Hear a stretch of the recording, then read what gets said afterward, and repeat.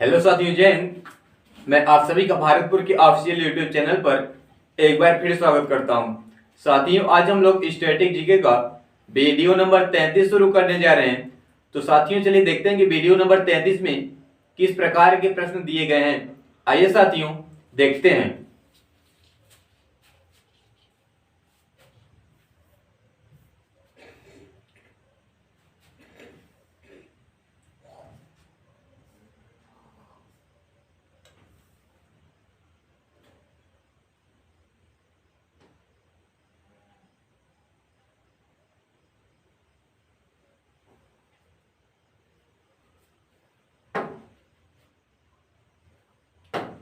साथियों, प्रश्न नंबर पहला दिया गया है कि सूची 1 को सूची 2 से मिलान कीजिए। प्रश्न नंबर पहला दिया गया है कि सूची 1 को सूची 2 से मिलान कीजिए। सभी साथी इस मिलान को मिलाएंगे कि इसका सही मिलान क्या होगा। सभी साथी बताएंगे कि इसका सही मिलान क्या होगा और इसका सही ऑप्शन कौन सा है। सभी साथी बताएंगे। पहला दिया गया चित्रकूट और उसके सामने आपका दिया गया यमुना, जौनपुर, गोमती, मथुरा, सरयू, अयोध्या, मंदाकिनी। सभी साथी बताएंगे कि कौन सा शहर किस नदी के किनारे बसा हुआ है। क्या चित्रकूट यमुना नदी किनारे बसा हुआ है, जौनपुर गोमती नदी किनारे बसा हुआ है, मथुरा सरयू नदी किनारे बसा हुआ, अयोध्या मंदाकिनी नदी किनारे बसा हुआ है। सभी साथी बताएंगे कि कौन सा शहर किस नदी के किनारे बसा हुआ है। आइए साथियों, हम लोग देखते हैं कि कौन सा शहर किस नदी के किनारे बसा हुआ है। यदि हम लोग बताएंगे चित्रकूट शहर, चित्रकूट मंदाकिनी नदी किनारे बसा हुआ है। कौन सी नदी? मंदाकिनी नदी। तो चित्रकूट किस नदी के किनारे बसा हुआ है? तो चित्रकूट मंदाकिनी नदी के किनारे बसा हुआ है। किस नदी के किनारे बसा हुआ है? तो चित्रकूट मंदाकिनी नदी के किनारे बसा हुआ है। भी दिएगा आपका जौनपुर। जौनपुर की बात करेंगे हम लोग तो जौनपुर यमुना नदी किनारे बसा हुआ। किस नदी किनारे? तो जौनपुर यमुना नदी के किनारे बसा हुआ है। फिर उसके बाद आपका दिएगा मथुरा। क्या दिया गया है? मथुरा की बात करेंगे हम लोग तो मथुरा गोमती नदी किनारे बसा हुआ है। कौन सी नदी? गोमती की नदी किनारे मथुरा बसा हुआ है।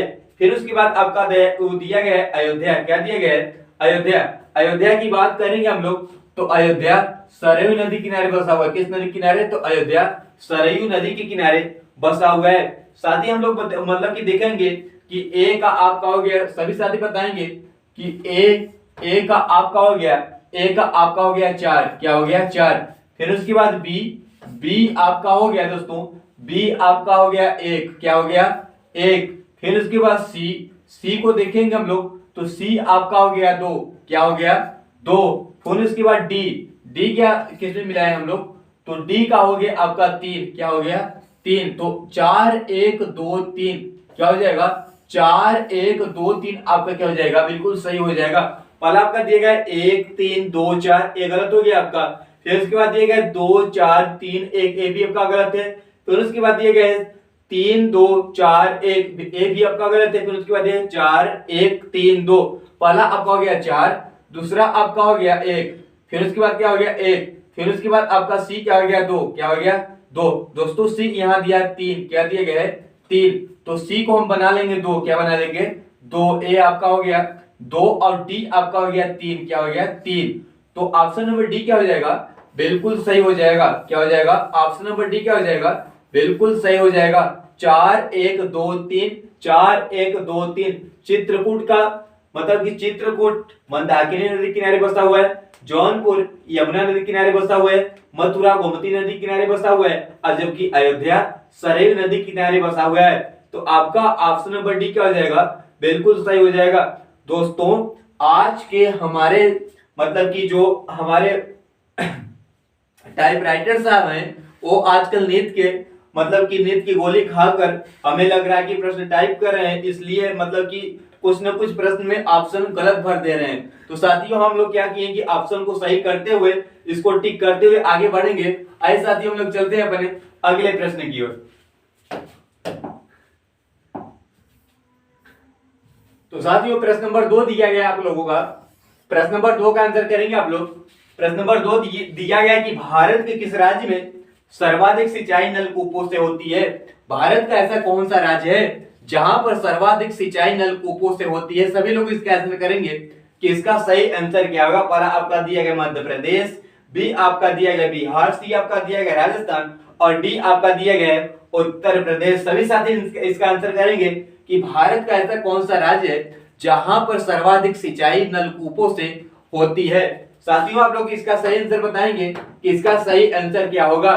यदि हम लोग बात करेंगे कि भारत का ऐसा कौन सा राज्य है जहां पर सर्वाधिक सिंचाई नलकूपों से होती है, तो एकमात्र राज्य जहां पर सर्वाधिक सिंचाई नलकूपों से होती है वो आपका हो जाता है उत्तर प्रदेश। कौन सा प्रदेश? उत्तर प्रदेश। तो उत्तर प्रदेश से आपका क्या हो जाएगा? बिल्कुल सही हो जाएगा। उत्तर प्रदेश एकमात्र ऐसा राज्य है जहां पर सर्वाधिक सिंचाई नलकूपों से होती है। किससे होती है? नलकूपों से होती है। तो आपका उत्तर प्रदेश क्या हो जाएगा? बिल्कुल सही हो जाएगा। आइए साथी हम लोग चलते हैं अपने अगले प्रश्न की ओर।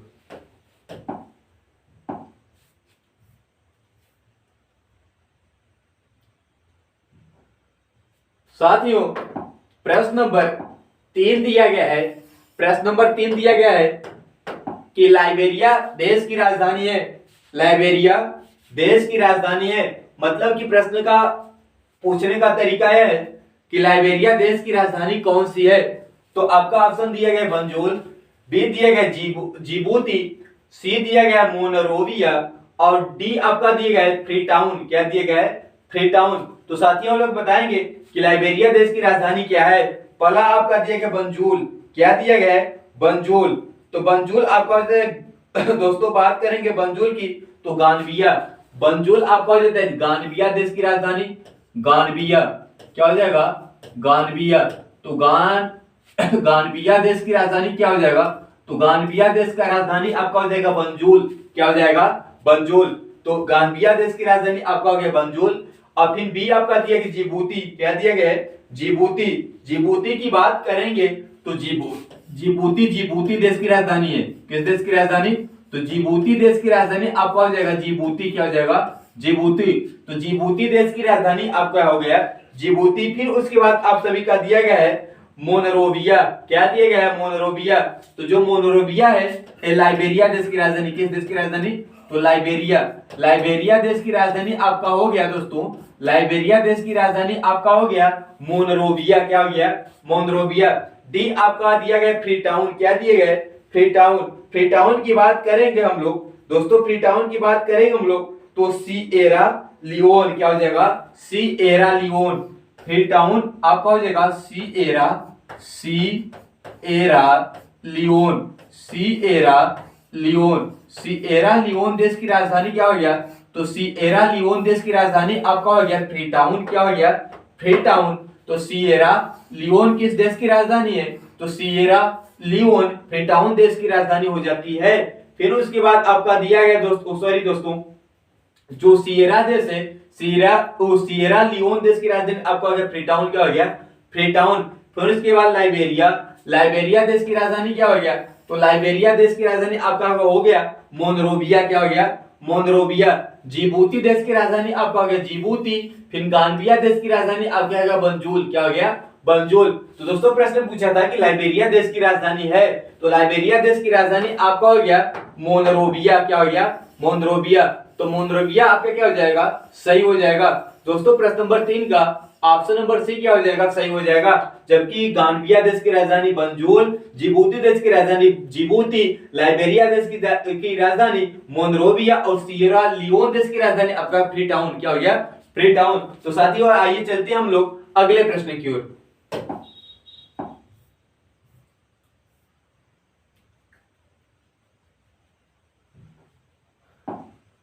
साथियों प्रश्न नंबर 4 दिया गया है। प्रश्न नंबर 4 दिया गया है। प्रश्न नंबर 4 दिया गया कि बांग्लादेश की मुद्रा है। सभी साथी इसका आंसर करेंगे कि बांग्लादेश की मुद्रा क्या है। सभी साथी इसका आंसर करेंगे कि बांग्लादेश की मुद्रा क्या है। बांग्लादेश की मुद्रा क्या है? सभी साथी बताएंगे। पहला आपका दिया गया है ईवान। क्या दिया गया है? ईवान। ईवान की बात करेंगे, ईवान की बात करेंगे हम लोग तो चीन देश की मुद्रा। किस देश की मुद्रा? चीन। तो चीन देश की मुद्रा आपका हो जाता है ईवान। क्या हो जाता है? ईवान। फिर उसके बाद दिया गया रूपिया। क्या दिया गया है? रूपिया की बात करेंगे तो मालदीव देश की राजधानी क्या हो जाएगा? मालदीव। मालदीव देश की राजधानी क्या हो गया? तो मालदीव देश की राजधानी आपका हो गया रूफिया। क्या हो गया? रूफिया। टका की बात करेंगे हम लोग, टका की बात करेंगे हम लोग तो बांग्लादेश, बांग्लादेश, बांग्लादेश की मुद्रा क्या हो जाता है? तो बांग्लादेश की मुद्रा आपका हो जाता है टका। क्या हो जाता है? तो बांग्लादेश की मुद्रा आपका हो जाता है टका। फिर उसके बाद दिया गया एन, एन की बात करेंगे हम लोग, एन की बात करेंगे दोस्तों हम लोग तो जापान, जापान देश की मुद्रा क्या हो जाता है? तो जापान देश की मुद्रा आपका एन हो जाती है। कौन सा हो जाती है? एन हो जाती है। तो दोस्तों युआन हो जाता है चीन देश की मुद्रा, युआन का हो जाता है चीन देश की मुद्रा। रुपया आपका होता है मालदीव देश की मुद्रा। फिर उसके बाद टका आपका हो जाता है बांग्लादेश की मुद्रा। और फिर उसके बाद जापान की मुद्रा आपका हो जाता है एन। क्या हो जाता है? एन। साथियों प्रश्न पूछा था कि बांग्लादेश की मुद्रा है, बांग्लादेश की मुद्रा क्या है? तो बांग्लादेश की मुद्रा आपका हो जाता है टका। क्या हो जाता है? टका। तो टका आपका क्या हो जाएगा? सही हो जाएगा। दोस्तों प्रश्न नंबर 4 का ऑप्शन नंबर सी क्या हो जाएगा? बिल्कुल सही हो जाएगा। आइए साथियों हम लोग चलते हैं अपने अगले प्रश्न की ओर।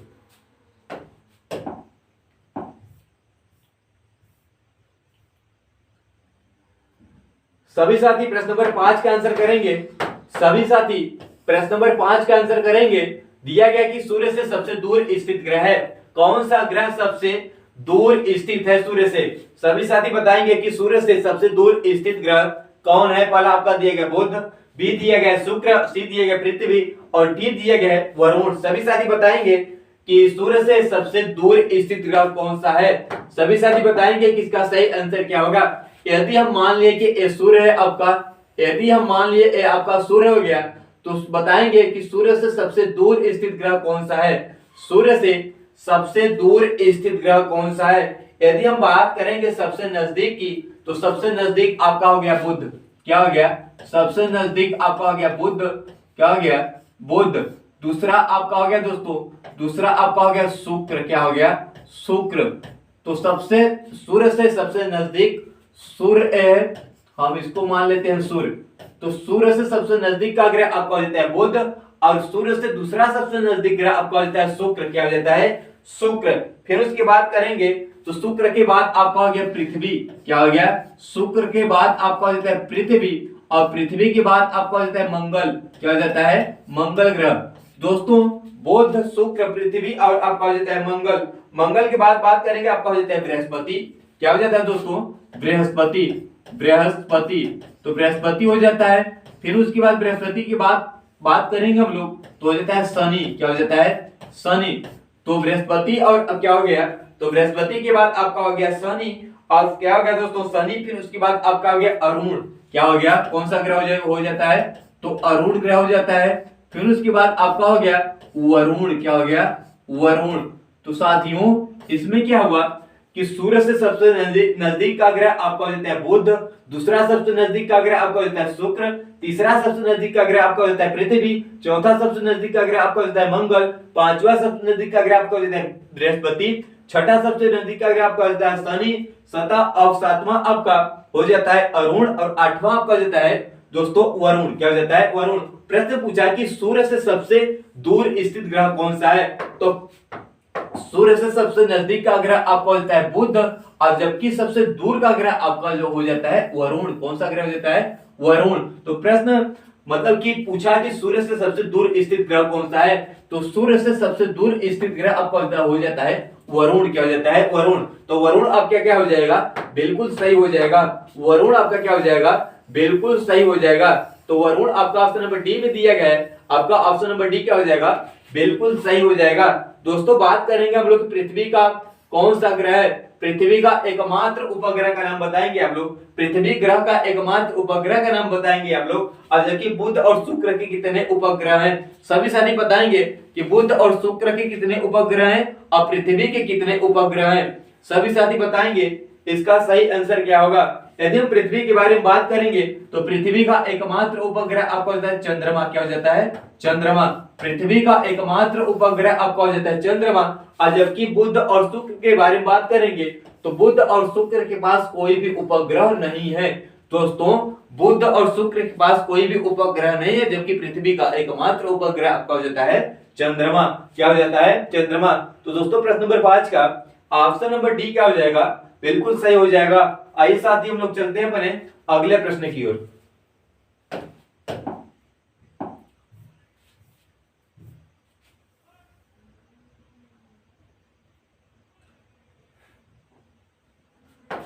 साथियों प्रश्न नंबर 6 दिया गया है कि गेहूं बनाम गुलाब किस निबंध कार्य का निबंध है।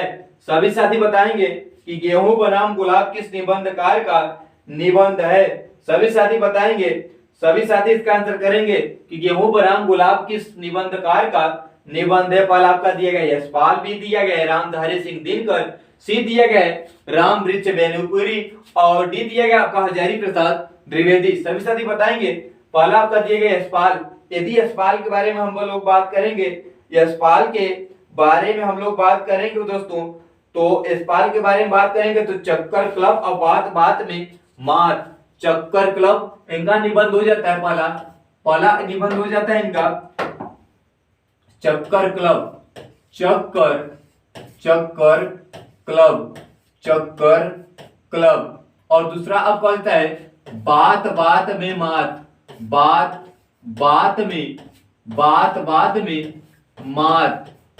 बात में मात। तो यशपाल जी का चक्कर क्लब एक निबंध हो जाता है और एक निबंध आपका हो जाता है बात बात में मात। रामधारी सिंह दिनकर की बात करेंगे हम लोग दोस्तों, रामधारी सिंह दिनकर की बात करेंगे हम लोग तो मिट्टी की ओर रेती के फूल, मिट्टी की ओर एक हो जाता है आपका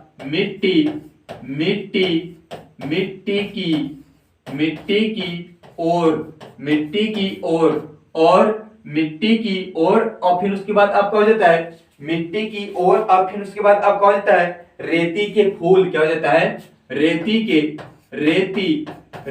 के फूल, क्या हो जाता है रेती के फूल। दोस्तों फिर दिया गया राम वृक्ष बेनीपुरी, क्या दिए गए राम वृक्ष बेनीपुरी की बात करेंगे हम लोग दोस्तों, राम वृक्ष बेनीपुरी की बात करेंगे हम लोग तो लाल तारा, क्या हो जाता है लाल तारा, क्या हो जाता है लाल तारा और दूसरा आपका हो जाता है गेहूं बनाम गुलाब, गेहूं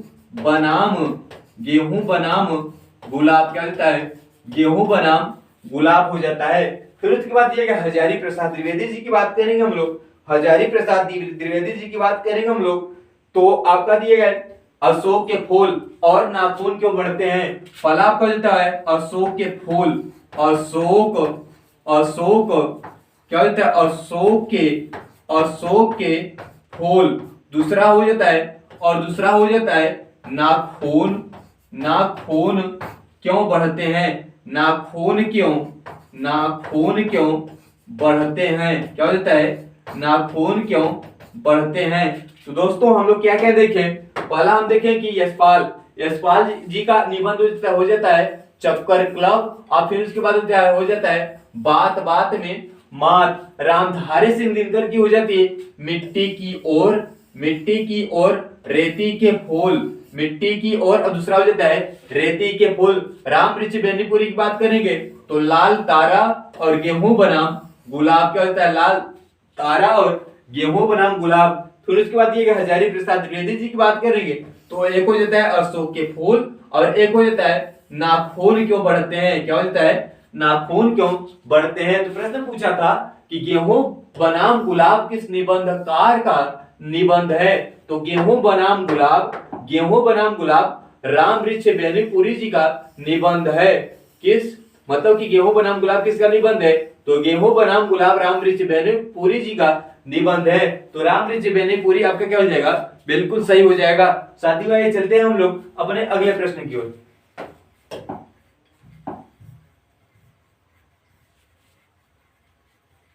सभी साथी प्रश्न नंबर 7 का आंसर करेंगे, सभी साथी प्रश्न नंबर 7 का आंसर करेंगे। आपका दिया गया है अतीत के चलचित्र के रचयिता कौन है, अतीत के चलचित्र के रचयिता कौन है। पहला आपका दिया गया जयशंकर प्रसाद, बी दिया सूर्यकांत त्रिपाठी निराला, सी दिएगा महादेवी वर्मा और डी दिएगा सुमित्रानंद पंत। सभी साथी बताएंगे कि अतीत के चलचित्र के रचयिता कौन है। जयशंकर प्रसाद की बात करेंगे तो जयशंकर प्रसाद की किन्हीं दो रचनाओं के नाम बताइए आप लोग।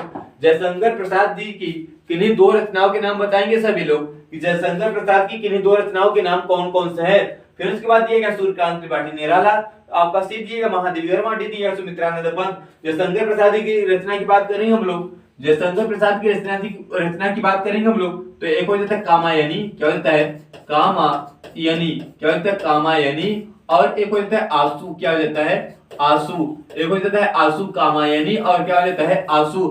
प्रश्न पूछा कि अतीत के चलचित्र के रचयिता कौन है?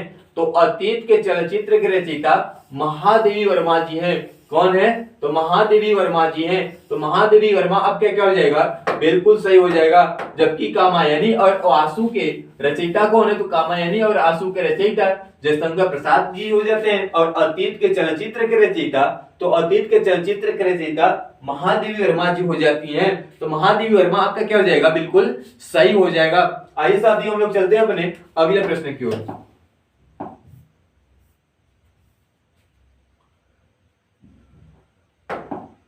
साथियों प्रश्न नंबर 8 दिया गया है। प्रश्न नंबर 8 दिया गया है कि समुद्र की गहराई किससे मापा जाता है? सभी साथी बताएंगे कि क्या सही आंसर क्या होगा कि समुद्र की गहराई किससे मापा जाता है? पहला आपका दिया गया लेक्टोमीटर, बी दिया गया बैरोमीटर, सी दिया गया अल्टीमीटर और डी दिया गया फेदोमीटर। सभी साथी बताएंगे कि इसका सही आंसर क्या होगा। पहला आपका दिया गया लेक्टोमीटर, क्या दिया गया है? लेक्टोमीटर। लेक्टोमीटर की बात करेंगे हम लोग, लेक्टोमीटर की बात करेंगे हम लोग तो दूध की शुद्धता किससे मापी जाती है? तो दूध की शुद्धता लेक्टोमीटर से मापी जाती है। तो लेक्टोमीटर आपका हो गया दूध, क्या हो गया? दूध की शुद्धता। कौन सी शुद्धता? दूध की शुद्धता। दूध की शुद्धता किससे मापी जाती है? तो दूध की शुद्धता लेक्टोमीटर से मापी जाती है। बी दिया गया बैरोमीटर, बैरोमीटर से क्या मापते थे? बैरोमीटर से वायु दाब। कौन सा दाब? वायु दाब। तो वायु दाब बैरोमीटर से मापा जाता है। सी दिया गया अल्टीमीटर, क्या दिया गया है? अल्टीमीटर। तो विमान की ऊंचाई आसमान में उड़ते हुए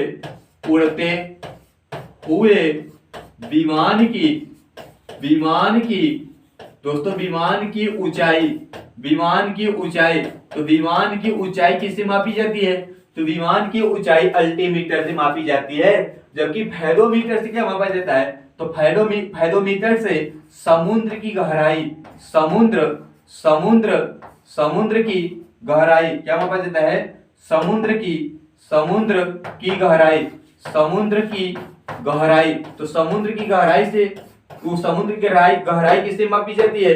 तो समुद्र की गहराई फेदोमीटर से मापी जाती है। समुद्र की गहराई फेदोमीटर और आसमान में उड़ते हुए वायुयान की ऊंचाई किससे मापी जाती है? अल्टीमीटर से मापी जाती है। जबकि वायु दाब बैरोमीटर से मापी जाती है और दूध की शुद्धता लेक्टोमीटर से मापी जाती है। प्रश्न पूछा कि समुद्र की गहराई किससे मापा जाता है? तो समुद्र की गहराई फेदोमीटर से मापा जाता है। तो फेदोमीटर आपके क्या हो जाएगा? सही हो जाएगा। दोस्तों प्रश्न नंबर 8 का ऑप्शन डी क्या हो जाएगा? बिल्कुल सही हो जाएगा। आइए साथ ही हम लोग चलते हैं अपने अगले प्रश्न की ओर।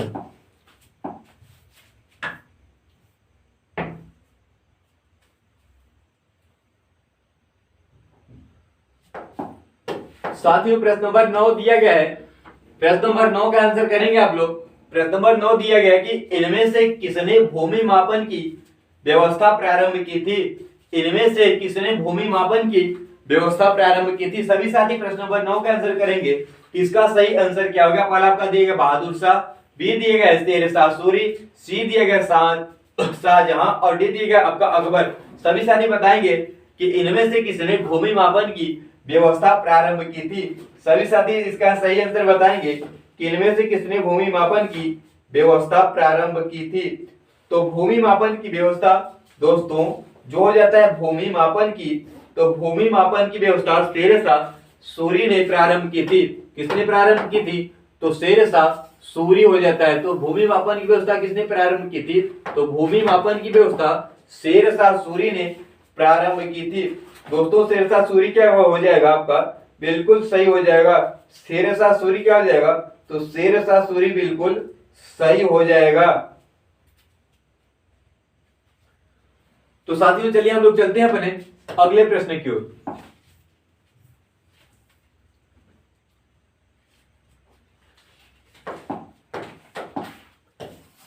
सभी साथी प्रश्न नंबर 10 का आंसर करेंगे। सभी साथी प्रश्न नंबर 10 का आंसर करेंगे। प्रश्न नंबर 10 दिया है कि भारत में रजत क्रांति किससे संबंधित है?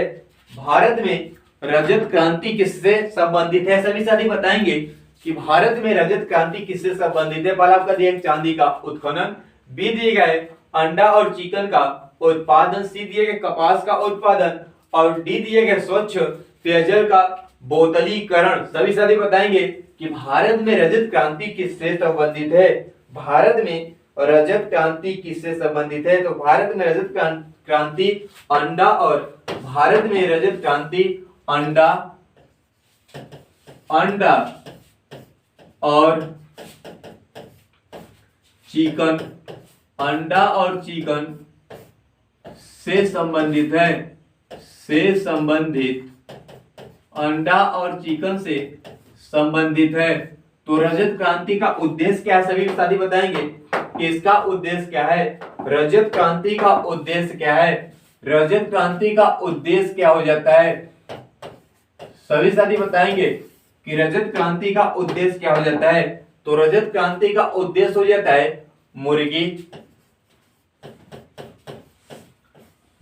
पालन को बढ़ावा देना, मुर्गी पालन को बढ़ावा देना और अंडा के उत्पादन में वृद्धि करना। तो जो रजत क्रांति हो जाती है, तो रजत क्रांति का उद्देश्य हो जाता है कि मुर्गी पालन को बढ़ावा देना और अंडा के उत्पादन में वृद्धि करना। तो अंडा और चिकन किस क्रांति से संबंधित है? तो अंडा और चिकन रजत क्रांति से संबंधित है। तो अंडा और चिकन आपके क्या हो जाएगा? बिल्कुल सही हो जाएगा। और यह किस ऑप्शन में दिया गया है? तो यह ऑप्शन नंबर बी में दिया गया है। तो प्रश्न नंबर 10 का ऑप्शन नंबर बी क्या हो जाएगा? सही हो जाएगा। प्रश्न नंबर 10 का ऑप्शन नंबर बी क्या हो जाएगा? बिल्कुल सही हो जाएगा। दोस्तों जो रजत क्रांति है, रजत क्रांति अंडा और चिकन से संबंधित है। आइए साथी हम लोग चलते हैं अपने अगले प्रश्न की ओर।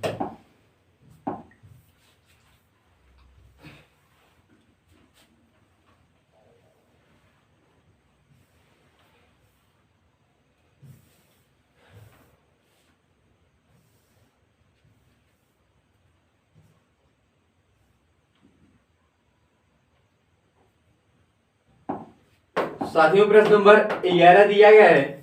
प्रश्न नंबर 11 दिया कि माय कंट्री माय लाइफ किसकी आत्मकथा है।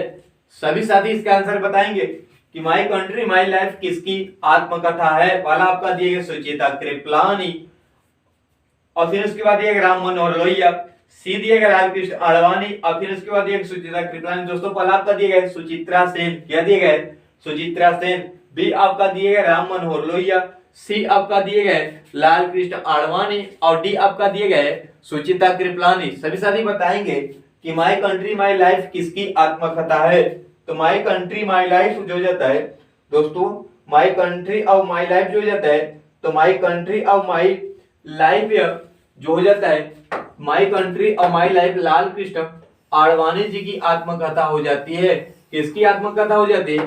तो माय कंट्री और माय लाइफ लालकृष्ण आडवाणी जी की आत्मकथा हो जाती है। तो लालकृष्ण आडवाणी आपका क्या हो जाएगा? बिल्कुल सही हो जाएगा।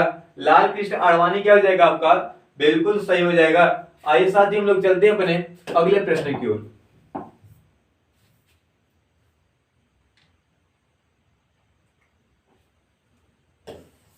सभी साथी प्रश्न नंबर 12 के आंसर करेंगे। प्रश्न नंबर 12 दिया गया है, प्रश्न नंबर 12 दिया गया है कि भारत का कौन सा राष्ट्रपति निर्विरोध निर्वाचित किया गया। भारत का ऐसा कौन सा राष्ट्रपति था जो निर्विरोध निर्वाचित किया गया था। पहला आपका दिया गया डॉक्टर राजेंद्र प्रसाद, बी दिए गए डॉक्टर एस राधाकृष्णन, सी दिए गए के आर नारायण और डी आपका दिए गए एन संजीव रेड्डी। सी आपको डी आपका क्या दिए गए एन संजीव रेड्डी। सभी साथी बताएंगे कि भारत का कौन सा राष्ट्रपति निर्विरोध निर्वाचित किया गया था। सभी साथी बताएंगे कि इसका सही आंसर क्या होगा। पहला आपका दिए डॉक्टर राजेंद्र प्रसाद, बी आपका दिए गए डॉक्टर एस राधाकृष्णन, सी आपका दिए के आर नारायण और डी आपका दिए गए एन संजीव रेड्डी। सभी साथी बताएंगे कि इसका सही आंसर क्या होगा। तो भारत का कौन सा राष्ट्रपति था जो निर्विरोध निर्वाचित किया गया था। तो भारत का एकमात्र ऐसा राष्ट्रपति एन संजीव रेड्डी थे जो निर्विरोध निर्वाचित किए गए थे। तो एन संजीव रेड्डी आपका क्या हो जाएगा, बिल्कुल सही हो जाएगा। एन संजीव रेड्डी की कार्यकाल की बात करेंगे हम लोग, एन संजीव रेड्डी की कार्यकाल की बात करेंगे हम लोग, तो इनका कार्यकाल कब से कब तक चला, तो इनका कार्यकाल सन 1977 से सन 1982 तक चला। कब तक चला, तो सन 1977 से सन 1982 तक चला। दोस्तों आप लोग बताएंगे कि इनका निवास स्थान कहाँ था, इनका निवास स्थान कहाँ था, तो ए आंध्र प्रदेश के, आंध्र प्रदेश के अनंतपुर, आंध्र प्रदेश के अनंतपुर,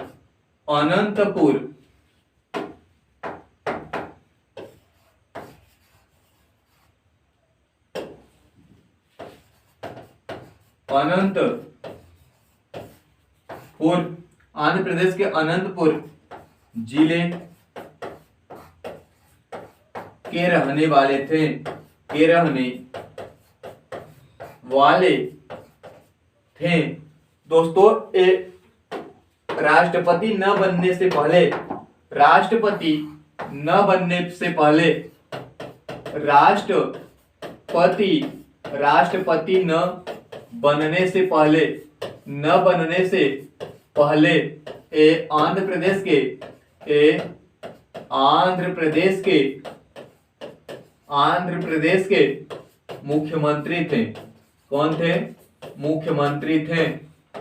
तो राष्ट्रपति न बनने से पहले ये आंध्र प्रदेश के मुख्यमंत्री थे। सभी साथी बताएंगे कि भारत का ऐसा कौन सा राष्ट्रपति था जो सबसे युवा था, भारत का ऐसा कौन सा राष्ट्रपति था जो सबसे युवा था, तो भारत का एकमात्र ऐसा राष्ट्रपति एन संजीव रेड्डी थे जो सबसे युवा राष्ट्रपति थे। कौन थे जो सबसे युवा राष्ट्रपति थे, तो एन संजीव रेड्डी आपका क्या हो जाएगा, बिल्कुल सही हो जाएगा। इनका कार्यकाल सन 1977 से 1982 तक चला।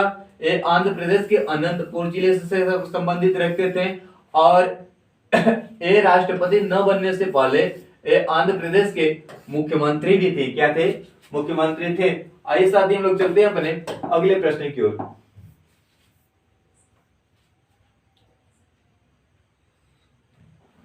सभी साथी प्रश्न नंबर 13 का आंसर करेंगे। प्रश्न नंबर 13 दिया गया है कि कुछ वर्ष पहले किस एशियाई देश ने अपना राष्ट्रगान बदल दिया।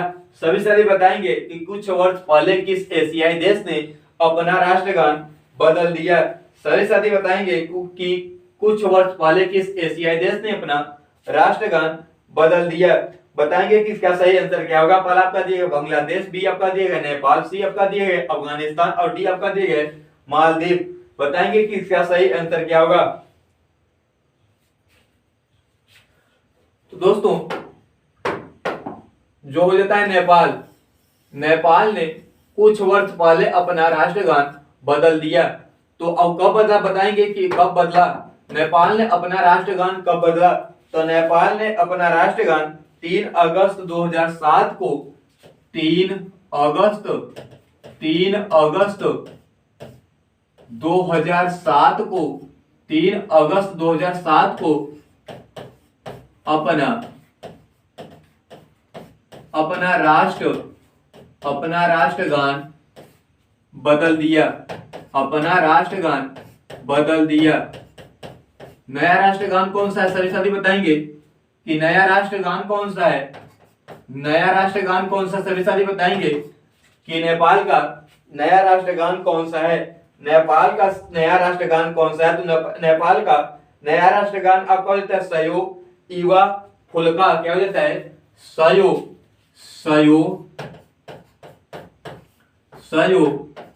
युवा फुल्का, सयो इवा फुल्का हो जाता है। क्या हो जाता है, सयो इवा फुल्का इसका नया राष्ट्रगान होता है।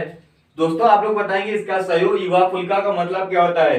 सयो इवा फुल्का का मतलब हो जाता है हम सैकड़ों फूल हैं। क्या हो जाता है, हम सैकड़ों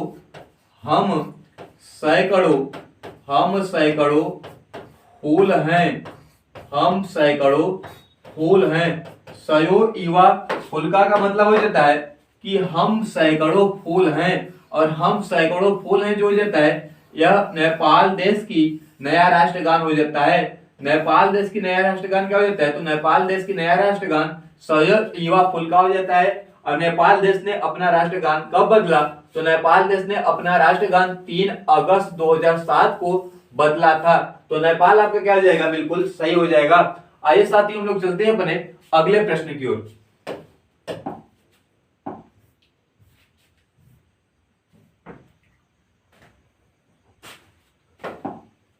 तो सभी साथी प्रश्न नंबर 14 का आंसर करेंगे। प्रश्न नंबर 14 दिया गया है कि गेहूं में प्रोटीन का प्रतिशत कितना होता है। सभी साथी बताएंगे कि इसका सही आंसर क्या होगा, कि गेहूं में कितने प्रतिशत प्रोटीन की मात्रा पाई जाती है। आप लोग बताएंगे कि गेहूं में कितने प्रतिशत प्रोटीन की मात्रा पाई जाती है। यदि हम पूछें कि सर्वाधिक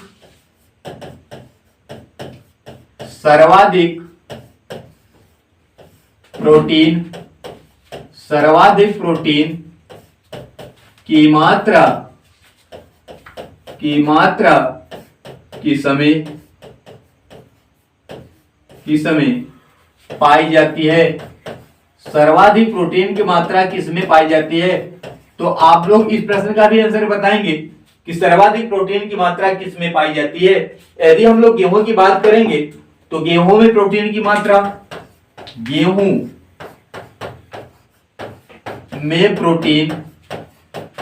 में प्रोटीन की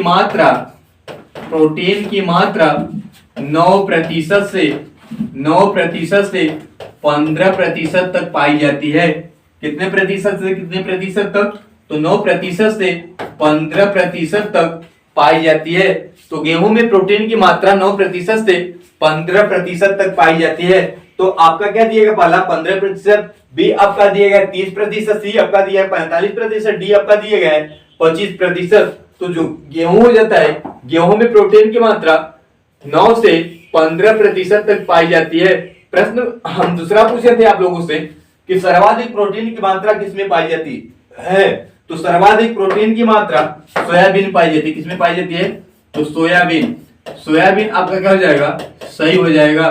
दोस्तों प्रश्न पूछा था कि गेहूं में प्रोटीन का प्रतिशत कितना होता है। तो गेहूं में प्रोटीन का प्रतिशत 9 से 15% तक होता है। तो 15 का क्या हो जाएगा? बिल्कुल सही हो जाएगा। और जबकि सर्वाधिक प्रोटीन की मात्रा, तो सर्वाधिक प्रोटीन की मात्रा सोयाबीन में पाई जाती है, और जबकि गेहूं में प्रोटीन की मात्रा तो 9 से 15% तक पाई जाती है। तो 15 आपका क्या हो जाएगा? बिल्कुल सही हो जाएगा। आइए साथी हम लोग चलते हैं अपने अगले प्रश्न की ओर।